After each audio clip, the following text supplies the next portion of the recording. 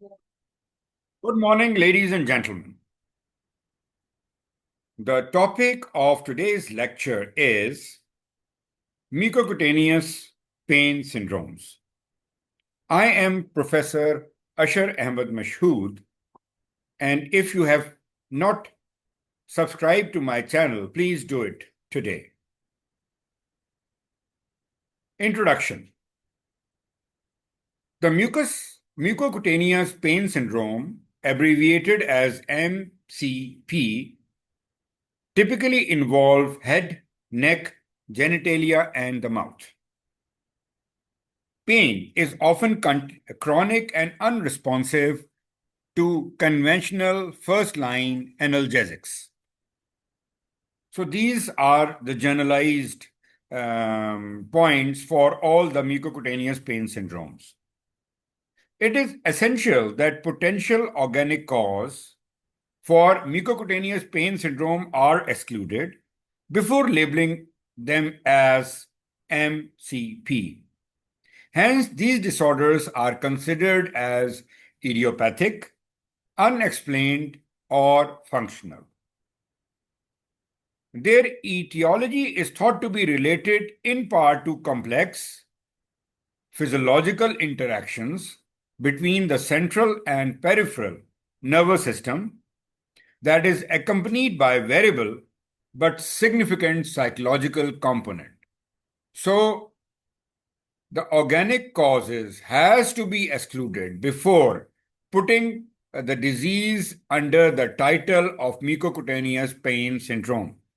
And secondly, there is always a psychological overlay over these symptoms, these physiological symptoms related to central and peripheral nervous system. And lastly, all these conditions are little responsive to conventional first-line analgesics. A thorough assessment of psychological distress, possible a psychiatric comorbidity, is considered essential. So many of these conditions, they are an offshoot of existing anxiety, depression, or other psychiatric problems. Coexisting morbidities are common, like chronic fatigue, fibromyalgias, irritable bowel syndrome, and chronic pain at other sites. Sensory symptoms often interfere with aspects of daily life. So these conditions have a lot of effect on their day-to-day routine. Management of patients with these diseases is often complex, and it requires multidisciplinary approach and managed by different kind of specialists. These dysesthetic syndromes comprise a heterogeneous group of disorders in which there are abnormal and unpleasant sensations on the skin, like burning, pricking, tingling, or stabbing, generally in specific anatomical sites or regions. There may be little or nothing to see by the way of cutaneous and clinical signs. However, there are evidences of secondary excoriation, rubbing, or skin traumatization. So all what is seen on the skin are the secondary changes. There are no primary dermatological pathologies identified in these syndromes. And disorders are divided in those with or without a demonstrable neurological causes. So the classification of dysesthetic syndromes include those with demonstrable neurological deficit. They include sensory mononeuropathies, notalgia paresthetica, meralgia paresthetica, post-herpetic neuralgia, trigeminal trophic syndrome, and erythromelalgia. So in this lecture, I'm going to talk about the last three pathologies. And those without demonstrable neurological causes include the scalp dysesthesia syndrome, Vulvodynia, Penoscrotodynia, and Scrotodynia, atypical trigeminal trophic syndrome, trigeminal neuropathic pain syndrome, and burning mouth syndrome. All these conditions are going to be discussed in this lecture. So we start with the individual diseases, first by burning mouth syndrome, also known as the glossodynia or stomatodynia. The burning mouth syndrome describes a sensation of continuous burning in the mouth, in the intraoral areas, with discomfort accompanied by taste changes for which no dental or systemic cause can be identified, and there are no gross clinical signs. So you can see in this picture, except a little coating on the tongue, there is no ulcer or no other known or no other known clinical sign. Introduction. The burning mouth syndrome is a disorder particularly encountered in perimenopausal women. In general, there is no abnormal clinical sign and is quite challenging to manage. Characterized by burning sensation with or without pain or discomfort that is localized in the oral mucosa without other evident lesions. And this is diagnosis of exclusion once the signs and symptoms are there, but there are no signs of any dermatological or dental problem. Epidemiology. The estimate in prevalence is 1%, which is quite high. Peak incidence is 50 to 60 years of age, and common in elderly. Female-male ratio is 20 to 1. So the significantly prominent population of female are affected as compared to men. And it is seen in all ethnicity, and genetics of the burning mouth syndromes are currently unknown. Associated conditions are mental health comorbidities, commonly anxiety and depression. Pathophysiology.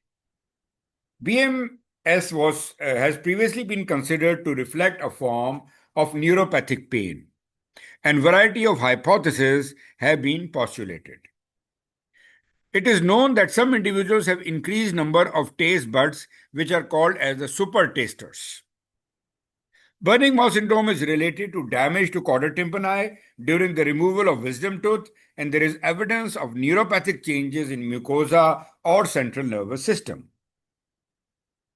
Orofacial and head pain special interest group has categorized the burning mouth syndrome under idiopathic oral facial pain syndromes, and it is defined it as pain or dysthesias running every day for more than 2 hours for 3 months and beyond, with no evident causation on clinical examination and investigation. So at least there should be a 2-hour pain daily for 3 months to label it as burning mouth syndrome. Clinical features. Patient present with history of several months to several years of burning in oral mucosa with pain and discomfort. Symptoms can be intermittent or it can be continuous. Intraoral area most frequently affected is that of the tongue, but also involves the lip and occasionally whole of the oral mucosa, and does not usually follow the distribution of any particular nerve. And the symptoms do not radiate beyond the mouth. Patient describe altered taste sensation known as the dysgeusia and even dryness or xerostomia. Many describe a metallic or bitter taste in their mouth. The burning pain is triggered or exacerbated by certain spicy or acidic foods. However, in many patients, food or drink alleviate the pain, at least temporarily. Some patients have a habit of thrusting their tongue against the lower anterior teeth in attempt to alleviate the symptom, producing very characteristic movements. Examination. As described before, oral mucosa looks normal, and on examination, there are no objective evidence of xerostomia. Patient may have a fissured or coated or geographic tongue. Classification of severity. There is no classification system for BMS, and symptoms vary in intensity throughout the day, typically worse towards the end of the day. All pain syndromes are worse at the end of the day. Although some describe mild pain, others describe severe pain imaginable. There are several differential diagnoses for burning mouth syndrome, like allergic contact stomatitis due to dental series chemicals, eugenol in mouthwashes, and cinnamol in denture fixative creams.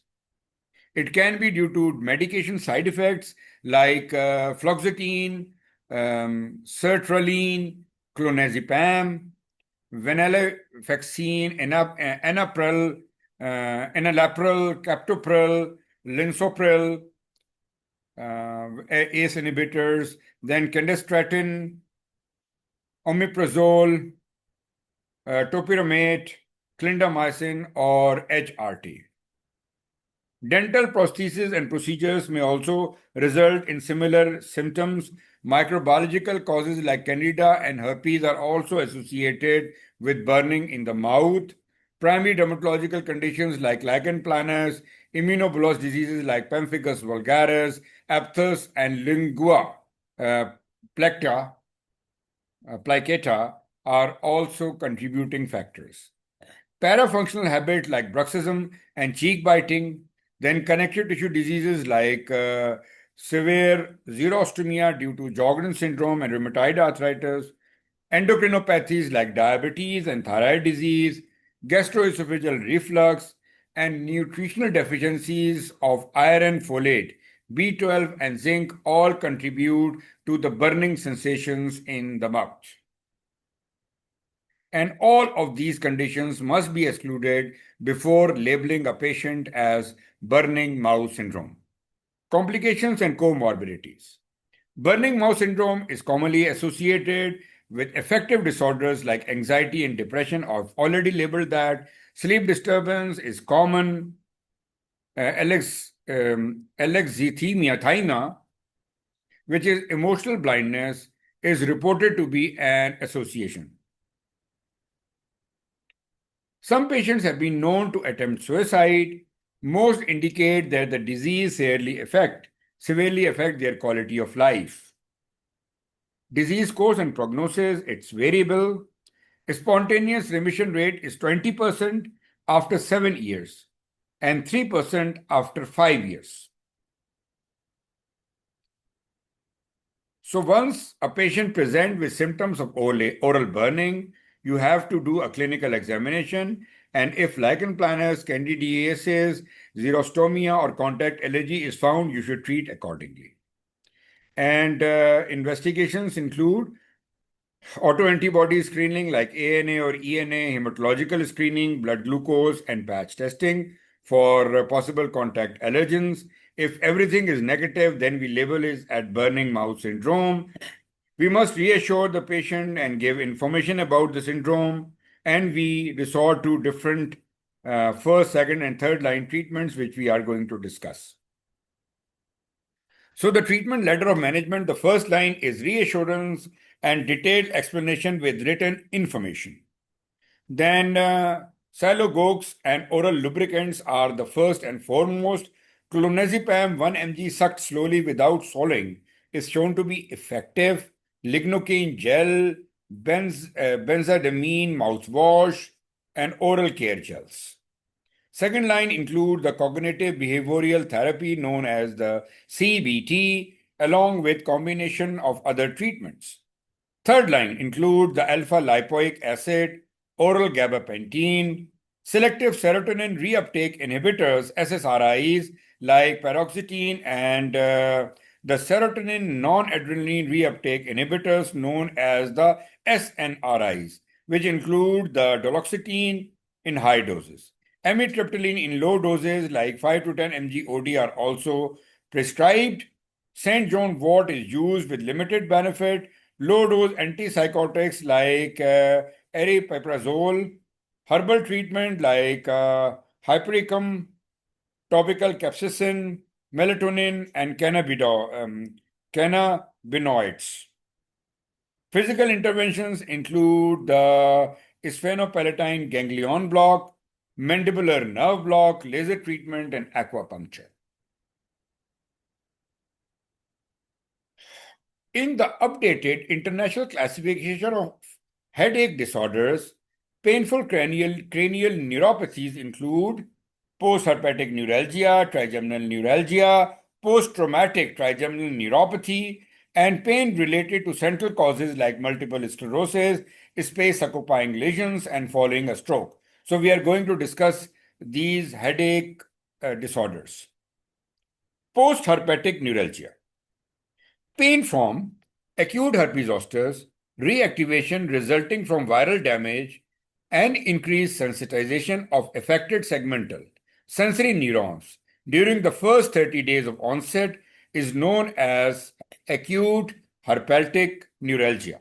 So pain that occurs within 30 days of herpes zoster is labeled as acute herpetic neuralgia.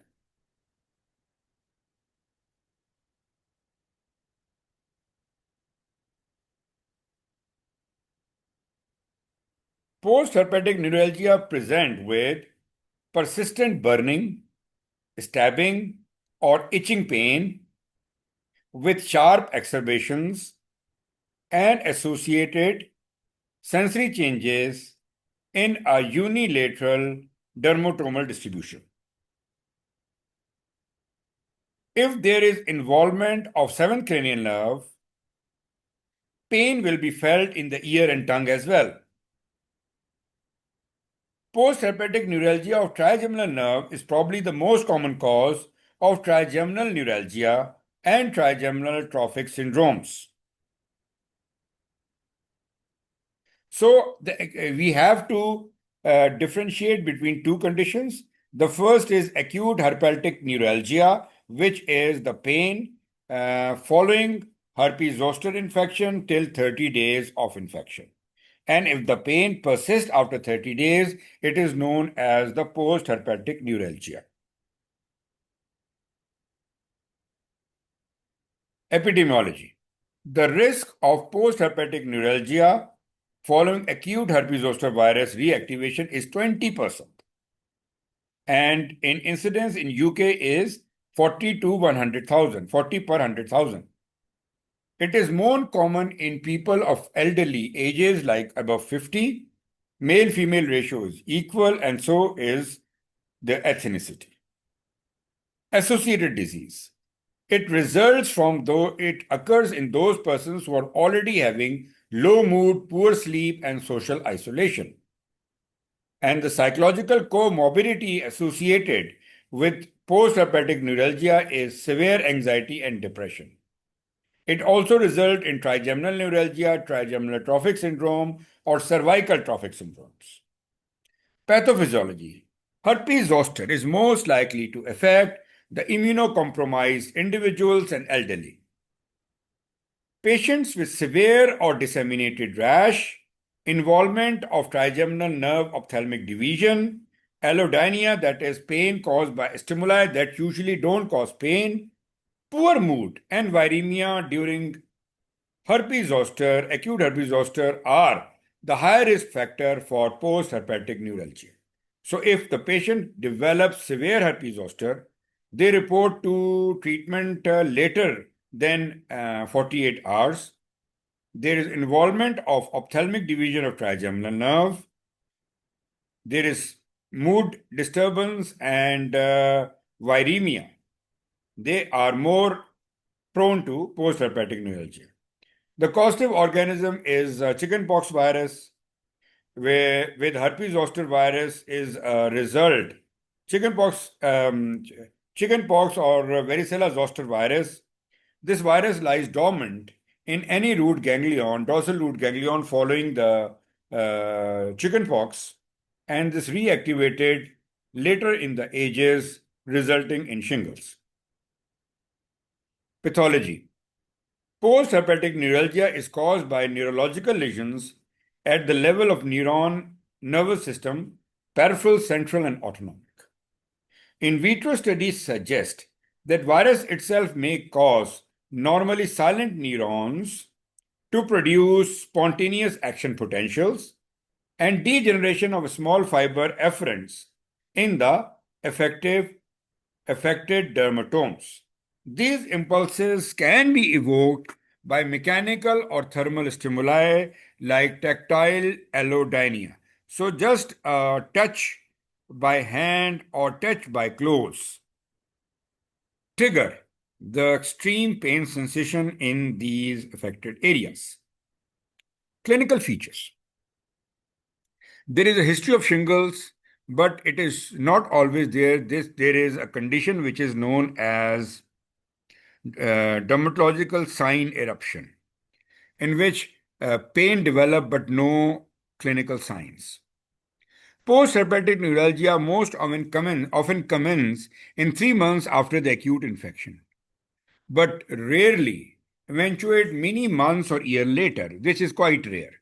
Patient may report a variety of painful sensations, including deep aching and throbbing pain, burning or lancinating pain provoked by non-noxious stimuli such as contact with clothing and change in temperature. This pain is accompanied by autonomic instability because the autonomic nerves are also damaged, and it is associated with sweating and other sensations and exacerbated by physical and emotional stress, and it is relieved by relaxation. Some patients with PHN have profound sensory loss in area of maximum pain called as anesthesia dolorosa, while others have profound allodynia with minimal sensory loss. So there is a possible that the area becomes completely numb. They fare a little better, but those in which there are altered sensations, they fare quite bad. These patients may go to extraordinary length to protect the area from innocuous stimuli, while firm compression of the skin may actually produce a pain relief. Classification of severity. There can be mild to severe pain. Complications include depression, isolation, poor sleep, significant impact of activity of daily living. There is disease course and prognosis, gradual improvement over time, but sensory changes take longer to recover. And if the patient develop herpes zoster and post-herpetic neuralgia in 40s, there are more chance of 100% recovery than patients suffering from the disease in old ages. Management. The first line include the lidocaine patch at the accessible site. It's also available as gel and it's cheaper. Patches can be worn for 12 to 18 hours and should be used daily for 3 to 4 weeks. There is a literature use of topical capsaicin, doxepin, gabapentin, and ketamine. The former are reasonably available, readily available, and later two are less so. That is, gabapentin is also available, the doxepin and ketamine are less readily available. Systemic first-line medication for mild to moderate PHN should be paracetamol with or without codeine. Second line, if pain is uncontrollable, then other medications to be considered include tricyclic antidepressants like amitriptyline or nortriptyline, calcium channel alpha-2 delta gamma ligands like gabapentin and pregabalin, and serotonin noradrenaline reuptake inhibitors like duloxetine. Non-pharmacological treatment like cognitive behavioral therapy should be considered, particularly those with severe pain not responding to any above therapy.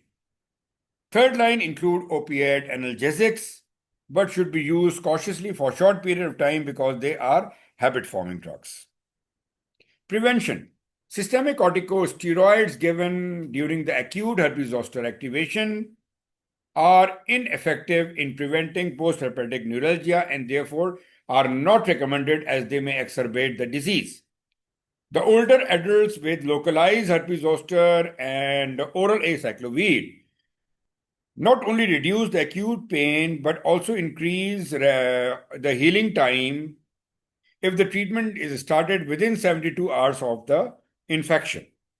A reduction in ocular complications, particularly keratitis and anterior uveitis, occur with acyclovir treatment for herpes zoster ophthalmicus. Famciclovir and valciclovir are better than acyclovir in reducing the duration but not the intensity of post-herpetic neuralgia. They provide more prompt relief in zoster pain than acyclovir in patients of older age group. Vaccines have developed that decrease the incidence of both herpes zoster reactivation and PHN. The vaccine is currently marketed in Pakistan. In placebo-controlled trial for the vaccine, men and women had a significant reduction in burden of disease due to both clinical herpes zoster and post-herpetic neuralgia. The third disease to be considered is the trigeminal neuropathic pain syndrome. The neuropathic pain is defined by International Association for a Study of Pain as the pain arising as a direct consequence of a lesion or disease affecting the somatosensory system.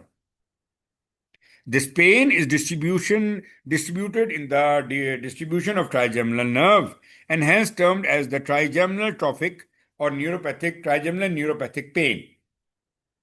It is more likely to occur after prolonged preoperative pain.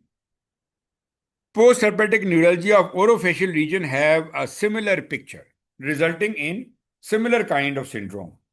The term painful post-traumatic trigeminal neuropathy is used for pain outside the oral cavity and is not discussed here. Incidence and prevalence. The condition can occur in 3 to 6% of teeth that have been root-filled. Pain also occurs after removal of teeth, especially the wisdom tooth, and inferior alveolar nerve and lingual nerve are injured. The trigeminal neuropathic pain syndrome can be triggered by placement of implants or injection of local anesthetic for a dental procedure. It may occur following healing of mucosal lesions like lichen planus, considered more common in female, and often comorbidities with temporomandibular joint disease. Pathology. Although termed idiopathic pain disorder, both psychological and neuropathic elements are considered. Studies have shown that intraoral somatosensory abnormalities are present with blink reflexes are altered. Psychological factors are also implicated. Clinical features. Most patients will link the start of their symptoms to some dental procedure. Patients often find it hard to describe their symptom, but they describe it as dull, aching, throbbing pain that can occasionally be sharp or burning, and it is localized to anatomical area around a tooth. Pain is continuous, at least 8 hours daily, for over 15 days per month for 3 months duration. So these are the criteria to diagnose this trigeminal neuropathic pain syndrome. There is often feature of depression, anxiety, and somatization. There is marked allodynia in the area as well as hyperesthesia, hypoesthesia, or anesthesia. One case series describes swelling and flushing in these areas. It can be unilateral or bilateral and vary in severity from moderate to severe. Disease course. From limited data, it is reported that up to a third of patients improve and 10% become pain-free over a 7-year period. Investigation include intraoral X-ray and CT scan to help to identify other causes like fractured teeth, inadequate root filling, and damage to local nerves. The management ladder for trigeminal neuropathic pain syndrome is reassurance and written information, avoidance of further invasive treatment which could cause more damage to the tissue, maintenance of good oral hygiene to prevent further dental problems. Simple analgesics like paracetamol and non-steroidal anti-inflammatory drugs are used.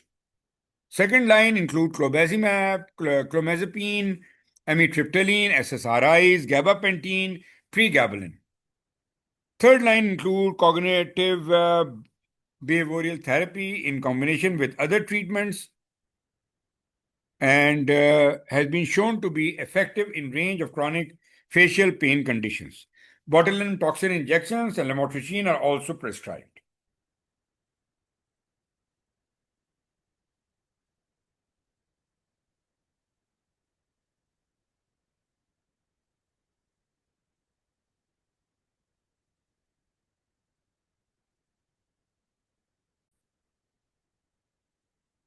Trigeminal trophic syndrome. The trigeminal trophic syndrome is an uncommon disorder in which chronic pain, burning, and stinging sensation in the distribution of trigeminal nerve is associated with irresistible desire to pick at the involved skin.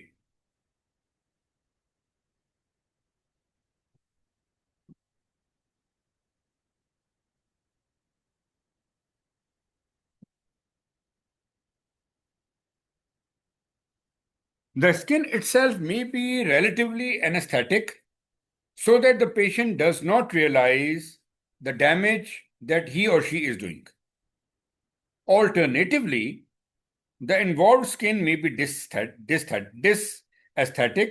that is, patient will feel abnormal sensations like itching, tickling, and others, which are temporarily relieved when the patient starts manipulating his or her skin. The atypical trigeminal trophic syndrome is unilateral and underlying cause can almost always be found. Epidemiology. The trigeminal trophic syndrome occur in all ethnicity, usually in middle-aged, with male-female ratio of 2:1. The commonest cause of the syndrome is post-herpetic, both herpes zoster and simplex, and post-stroke. Also due to damage of trigeminal nerve by attempt to relieve the intractable trigeminal neuralgia by the maxillofacial surgery or alcohol injection into the Gazerian ganglion. Other causes of this disorder include the central sensory neuronal damage, post-encephalitic Parkinsonism, syringobulbia, posterior fossa tumors, occlusion of posterior inferior cerebellar artery, the leprous neuritis, and brainstem infarcts. Patient complain of sensation of itching, pain, burning, discomfort in areas innervated by trigeminal nerve. This is then pricked or scratched, resulting in erosions as you can see in the picture, increase in size and extend to completely destroy the nasal cartilage, which is quite obvious in this picture. Patient freely admit to traumatize the area in attempt to relieve an uncomfortable sensation. The pattern of ulceration may be sufficiently bizarre to suggest dermatitis artifacta. Ulcers may spread towards cheek and upper lip, subsequent scar formation. Sites that are excluded include forehead and scalp. The neurological examination showed decreased light touch and pain over the area and absent corneal reflex on the same side. Complications include secondary infection, orbital cellulitis, and corneal ulceration. Investigations include MRI, nerve conduction studies, and tests for mononeuropathies like glucose, thyroid, B12, and syphilis serology. Management ladder. The treatment is aimed at relieving the patient's unpleasant sensation while promoting healing. So first line include the emollients and topical antibiotics. Then treat the dysesthesias by following gabapentin, pregabalin, amitriptyline low dose, 10 to 30 mg. Attempts to limit the self-inflicted trauma by wearing gloves, protection using appropriate dressings like occlusion with a aquaplast thermoplastic dressing left in place for 1 to 2 weeks. Second line treatment include the habit or reversal or cognitive behavioral therapy. then duloxetine and carbamazepine with limited success, selective serotonin reuptake inhibitors, fluoxetine and citalopram. Third line includes surgical procedures like cervical sympathectomy, transcutaneous electric stimulation, grafting or use of inverted transposition flaps. Then topiramate. A related condition known as the atypical trigeminal trophic syndrome, a newly described term different from the usual trigeminal trophic syndrome, usually affect the neck or two areas of trigeminal nerve supply. It only involves trigeminal area of face and patient similar to TTS, describe a sensation of tingling, tickling, itching, burning, which is temporarily relieved by manipulating the skin. It is rare but occurs in all ethnicities, usually in middle-aged individuals of both genders. The atypical trigeminal trophic syndrome presents similar to trigeminal trophic syndrome, except that ulceration may be bilateral and on atypical side. You can see the bilateral ulceration. Patient will volunteer that they traumatize the involved skin. By doing so, they obtain relief of their symptoms. And the condition is frequently confused with dermatitis artifacta.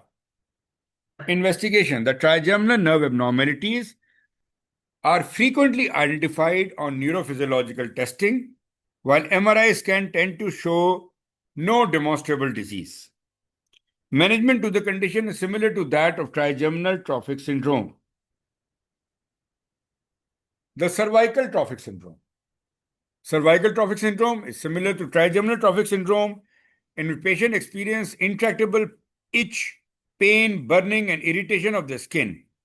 Is supplied by specific nerves or branches of nerves, following iatrogenic or other trauma. Patients pick, scratch, or manipulate the involved skin in attempt to relieve the symptoms they are experiencing, leading to unsighted ulcers. Cervical trophic syndrome has implicated nerves, is usually either the S2 or S3 nerve roots. There are sporadic case reports of cervical trophic syndrome and is rare. You can see in this picture the cervical trophic syndrome present as well-demarcated ulcer in the distribution of cervical nerve. The involved area of the skin will not usually cross the midline and will correspond to a recognized dermatomal pattern. The cervical trophic syndrome is thought to arise as a result of nerve dysthesias, post-herpetic or damage from potential mononeuropathic causes or post-surgical. Management is similar to trigeminal trophic syndrome. You can refer back to my talk on trigeminal trophic syndrome. Mid-phase toddler excoriation syndrome, MITES. This is a recently described condition and is linked to PRDM12 gene. Patient present from infancy with excoriation, ulcer, dyspigmentation, lichenification, and erosion over the midface, with predilection for nerve bridge. Biallelic mutation in PRDM12 gene cause hereditary secondary or autonomic neuropathies type 8, a congenital pain insensitivity disorder, manifesting as ulceration of the digits, lip, and tongue, as well as facial scratching. Vulvodynia, a term given to chronic valvular discomfort, most commonly manifest as painful dysesthetic skin sensation, no visible clinical abnormalities, and absence of alternate identifiable disorders. Some patients describe provocative factors such as sexual and non-sexual touch. Vulvodynia is considered to be an idiopathic, chronic disorder, unresponsive to simple analgesia, and invariably associated with significant psychosocial comorbidities leading to significant functional impairments. Incidence and the prevalence.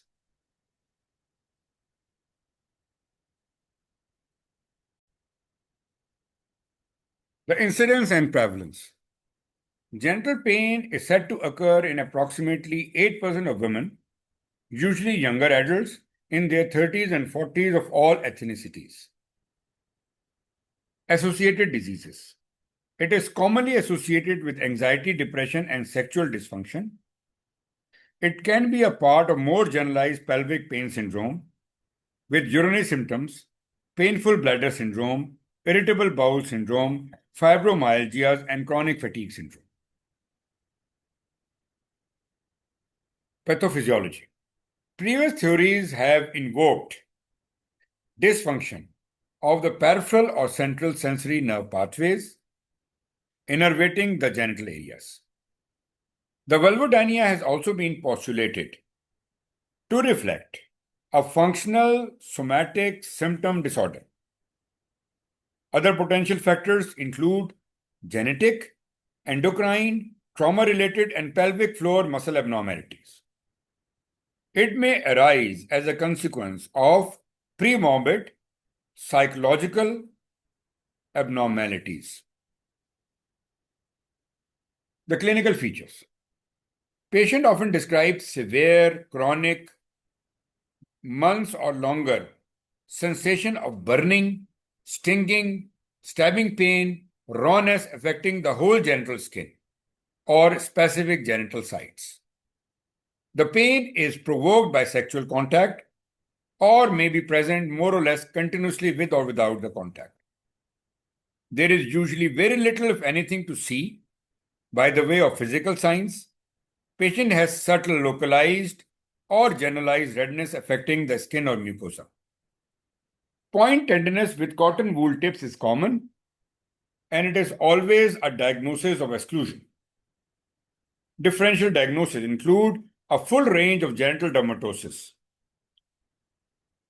post-herpetic neuralgia, pudendal neuropathy should be considered, as well as the vulvovaginal atrophy in postmenopausal women, while the vulvodynia is common in younger age.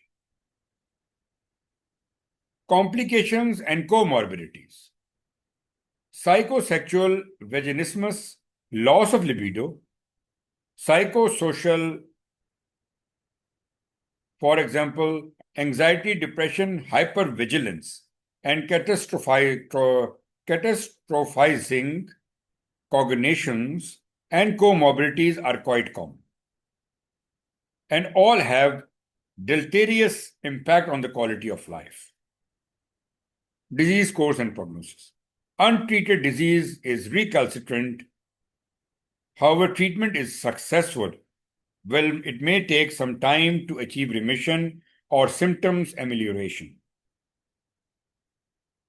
The treatment ladder include the first line, reassurance, validating symptoms, basic psychoeducation. Then topical lidocaine gel or ointment, oral amitriptyline low dose 10 mg at night, building up to 50 mg maximum tolerated dose. Other tetracycline include the doxepin, then cognitive behavioral therapy with acceptance and commitment therapy, mindfulness-based relaxation, and pelvic floor physiotherapy. Second line are SSRIs, gabapentin and pregabalin. Start low titer and increase as according to the response and tolerance. Third line include nerve block, botulinum toxins, and vestibulolectomy.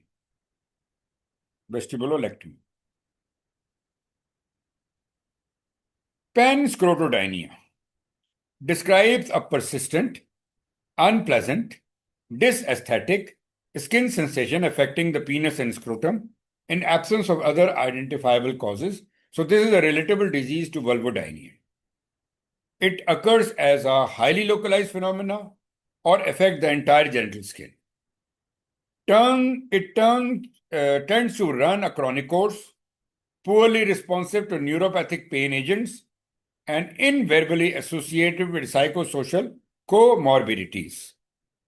like the Vulvodynia, commonly associated with anxiety and depression. The sexual dysfunctions or inability to perform sex both result in this condition. The sexual dysfunctions include dyspareunia, erectile and ejaculatory disturbance.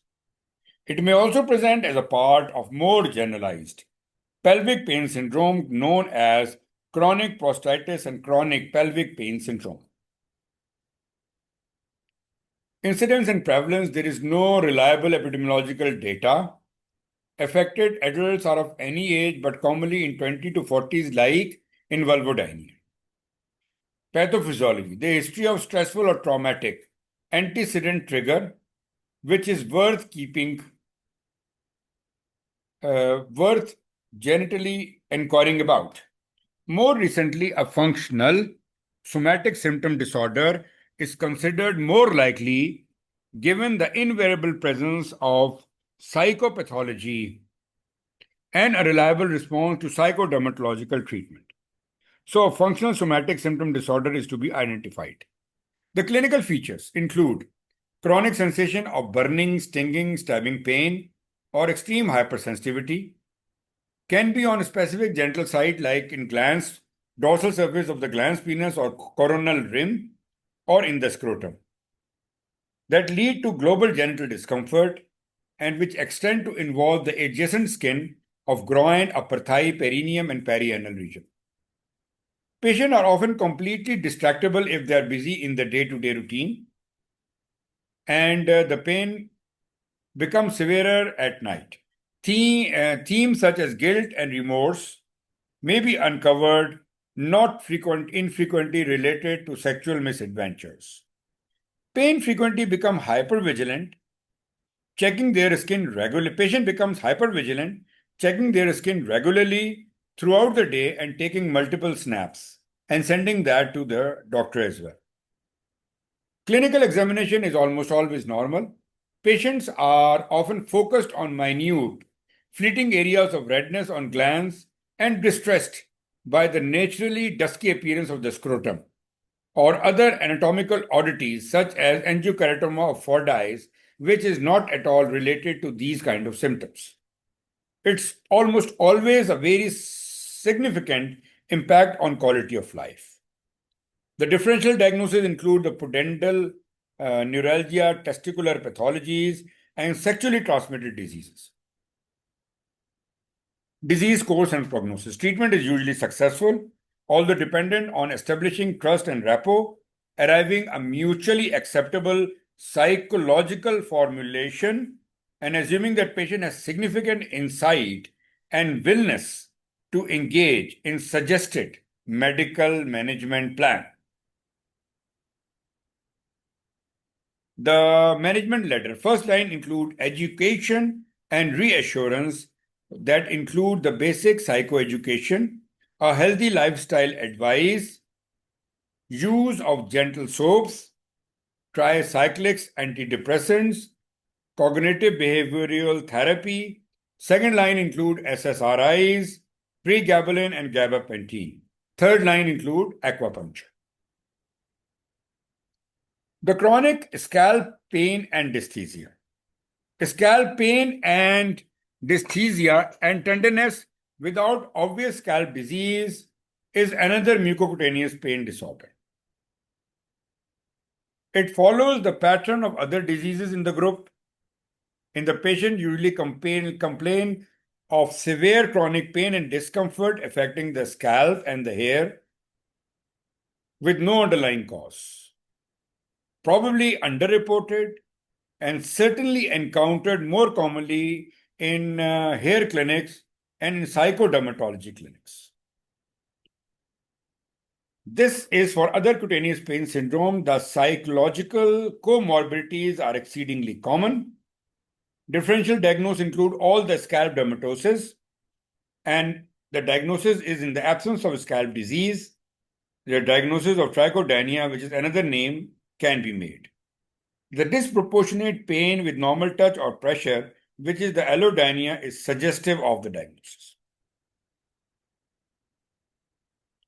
Erythromelalgia. This is the last topic. It is defined as intense burning sensation of extremities, usually feet, together with persistent redness and increase in skin temperature. It is subdivided into primary and secondary. Incidence is 3 per 100,000, 1.3 per 100,000. Primary erythromelalgia tend to occur in childhood, while secondary occur in 50 to 60s. It is more common in female.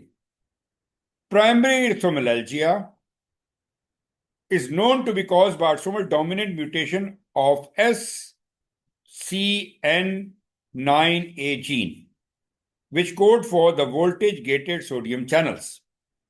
Secondary erythromelalgia is linked with peripheral neuropathies, connective tissue diseases, multiple sclerosis, chronic vibration syndrome, and pregnancy.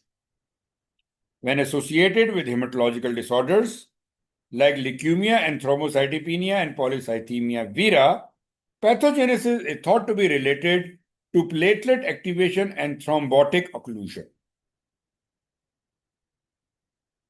Clinical feature. Diagnosis of erythromelalgia is established clinically. Feet is most commonly affected, but leg, hands, ear, neck, and face are also described. Symptoms are intermittent, but usually persistent. There is persistent background of dysthesias with flares often at night. Provoking and exacerbating factors include heat and exercise. Relief comes after cooling the extremities. Between attack, extremities feel normal or are mildly cool and cyanotic and uncomfortable. Patient will often lie in the bed with feet facing an open window or lying on the cooling ice packs. But both of these probably exacerbate the disease. The impact of quality of life and mood is profound and disabling. Patient will try anything to obtain relief of their disabling symptoms. With the use of topical aerosol anesthetic skin refrigerants such as ethyl chloride. Severe pain can sometimes lead to suicide. Differential diagnosis: peripheral neuropathy, connective tissue disease, Raynaud phenomena, acrocyanosis, and peripheral vascular disease. Investigation include wide range of investigation to pinpoint secondary cause, particularly to confirm and exclude the myeloproliferative disease. Management. The first line is topical treatment like lignocaine patch, doxepin cream, or capsaicin. For moderate disease, second-line treatment include topical combined with oral systemic treatment like gabapentin, pregabalin, SSRIs, amitriptyline, and nortriptyline. Aspirin usually relieves symptoms associated with hematological diseases with platelet thrombosis. Third-line agents include intravenous lidocaine, sodium nitroprusside, and prostaglandin, with intravenous prostacyclin infusion. For patients unresponsive to medical therapy, invasive procedures like symptomatic blockade, sympathectomy, and dorsal cord stimulation must be considered. More recently, agents directly and specifically against mutated sodium channels in primary erythromelalgia are trialed. They include mexiletine and ranolexane. All patients should be educated to minimize provoking factors like warmth, dependent positioning, exercise, and alcohol. Behaviors that exacerbate the condition, like using ice packs, must be discouraged. Cognitive behavioral therapy and other talking therapies are helpful in some patients. So this brings me to the end of my talk. It was a long talk. I'm sorry about that. Thank you for patient listening, and see you next time with another edition of my lectures. Goodbye and have a very good day.